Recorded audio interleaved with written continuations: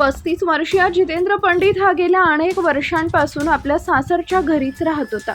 गावात सर्वजण त्याला घरजावई म्हणून ओळखत होते, पण गेल्या आठवड्यात अचानक तो बेपत्ता झाला आणि त्यानंतर जे समोर आलं त्यानं पोलीसही हादरले। गावकऱ्यांच्या माहितीनुसार बुधवारी रात्री जितेंद्र आणि घरातील काही सदस्यांमध्ये जोरदार वाद झाला होता। घरातून मोठमोठ्यानं आरडाओरडा ऐकू येत होता। मात्र दुसऱ्या दिवशी सकाळी जितेंद्र कुठंच दिसला नाही। घरच्यांनी तो बाहेर गेला आहे असं सांगून विषय टाळला। दरम्यान घराच्या मागच्या बाजूला रातोरात माती टाकण्यात आल्याचं काही शेजाऱ्यांच्या लक्षात आलं। संशय वाढल्यानंतर ही माहिती पोलिसांपर्यंत पोहोचली। शुक्रवारी मोहनपूर पोलिसांनी घटनास्थळी जाऊन खोदकाम सुरू केलं आणि काही वेळातच जमिनीत पुरलेला मृतदेह बाहेर काढण्यात आला।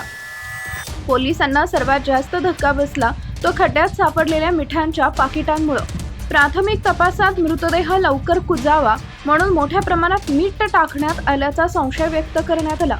या प्रकरणात पोलिसांनी जितेंद्रची पत्नी रजनी, सासू, मेवणी आणि भाऊजाई यांना ताब्यात घेतलं असून चौकशी सुरू आहे। जितेंद्र हा मूळचा मधुपूर येथील रहिवासी होता।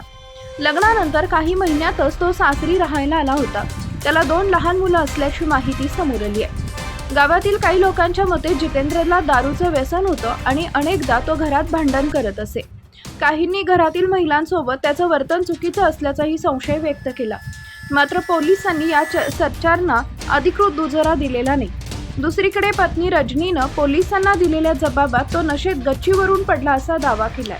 मात्र मृतदेह लपवण्याचा प्रयत्न झाल्यामुळे पोलिसांचा संशय अधिक गडद झाला।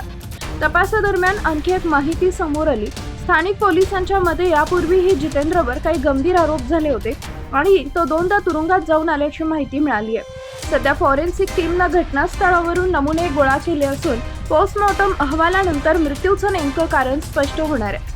मात्र काला गावात आजही एकच चर्चा सुरू आहे, त्या रात्री नेमकं काय घडलं होतं।